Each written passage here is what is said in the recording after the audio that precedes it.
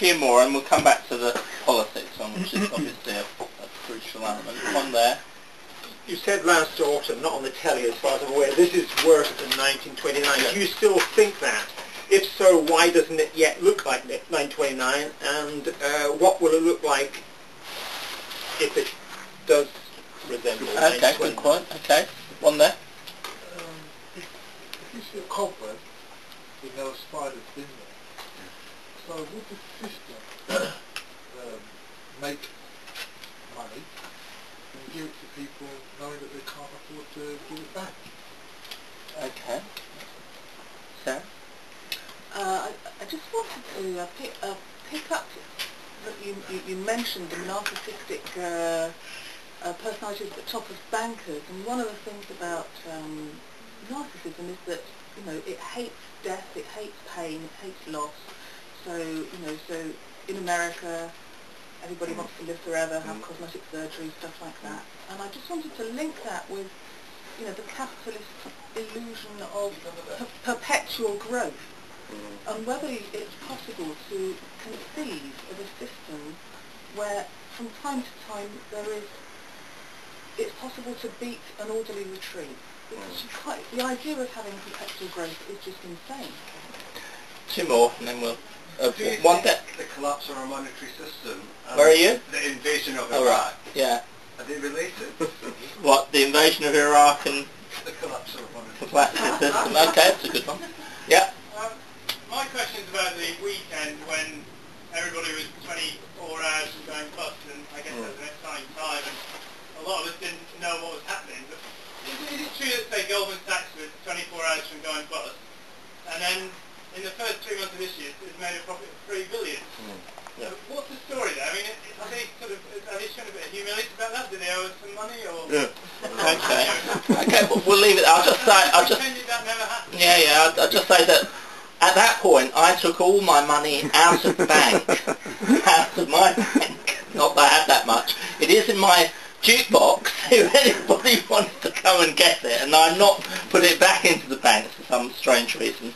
So there are these 6 or 7 questions. I just want to add just one little thing, which is about the end of the age of greed, because it seems to me that Shell, the shareholders at Shell, said that they didn't want the bosses to get the bonuses this year, but they've actually allocated and awarded themselves these bonuses, and they're going around the country to explain to shareholders why they're not going to give them the bonuses and why they're going to continue exactly in the same way as they always have. And I suppose it also feeds in this whole thing about, are we at the end? Where are these green shoots really green shoots, and what does the future hold? So, I mean, that's kind of 7 or 8 questions, Paul. Well, again, try and go... A lot of people have objected to the title of my book, but what I mean is this: that famous phrase, greed is good, from the Gordon Gekko film, Wall Street, was not a joke. I mean, I've had somebody from the American Embassy say that to me in the last, 6 months. Greed is good, I mean... But where it comes from is that neoliberal philosophy.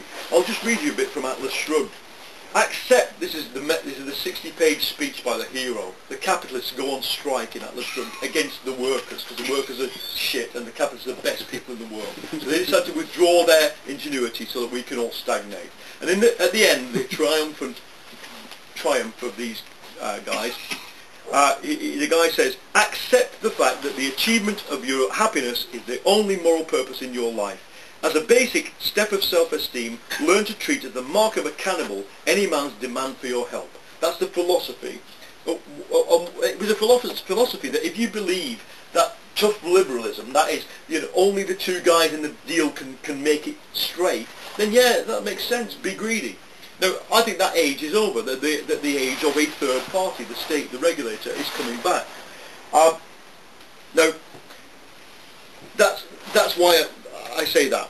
Goldman Sachs, okay, look, my argument about this is that factually, Goldman and JP Morgan Goldman certainly has been the only pure investment bank that has made it through relatively spotless.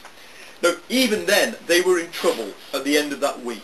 Why? Because there was a generalised systemic run on the banks that could have taken down whole companies like GM, as we now know GM did go, but 6 months later, that would have then in turn taken down Goldman Sachs, even if Goldman Sachs had made a decently rational investment. You can't have the whole of capitalism go down without major banks just fail.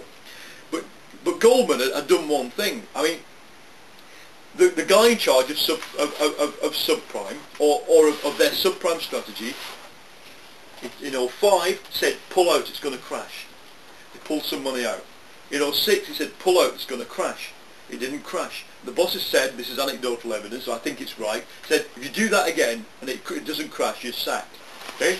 Pulled it out in 2007 and it crashed. So he made money. He made money. They took the right decision. Other people made money. Hedge funds, the famous Andrew Lard hedge fund, made 580% on return on investment by simply doing the same thing, betting that the subprime was illogical and was about to crash. What nobody knew is who was taking the bets, because there's always some sucker who takes the bets. We now know it was AIG. AIG took most of these bets. John Paulson is a famous big hedge fund guy. Basically, he was making lots of money out of this, and he just said, I just can't understand why every time I want to bet that subprime crashes, somebody takes the bet.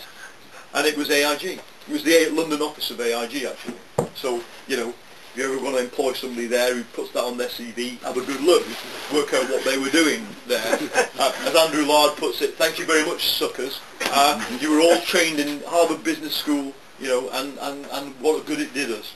I would also say about these banks who are reporting profits that the entire system they are part of is on life support. There is 500 billion rotating through the UK banking system on a monthly basis of our money, keeping it going in short-term loans.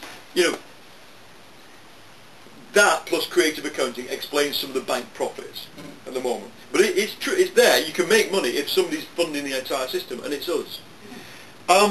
Your question about narcissism and growth, I think is a really interesting philosophical one. I think there are two ends of the argument. I think I think it is sad that this kind of high-powered, high-pressured kind of form of business does what it does to people, but it does it.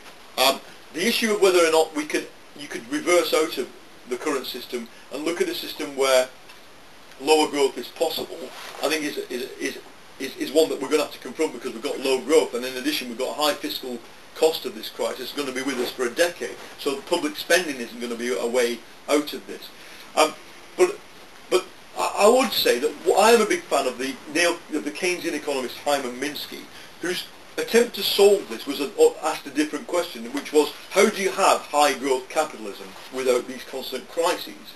And he said that it was possible, and his solution, which appeals to me and is one that I think will probably have to be tried at some point, was to socialise the banking system but leave everything else private, and allow entrepreneurship and private capital to prosper, but to basically turn the banking system into a mixture of nationalised post office banks, savings and loans or mutual societies, credit unions, and you basically take the complexity out of the finance system.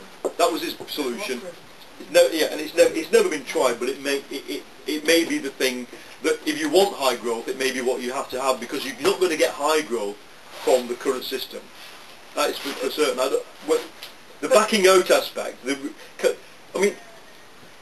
it's a really interesting concept, and that's all I'll say. But in a world of diminishing environmental resources, things cannot continue to be high growth. Yeah, I know. But there you're into the whole. If there were one world economy and one world government and one world set of decision makers, yes. But the problem there is, as you know all too well, I have never met anybody south of the equator who didn't have flush toilet and electricity as part of their thing. And we're not going to. I don't think we're going to persuade them about low growth until we can give a rational answer to how Chinese and Indian peasants and Indonesian farmers get the basics that we have.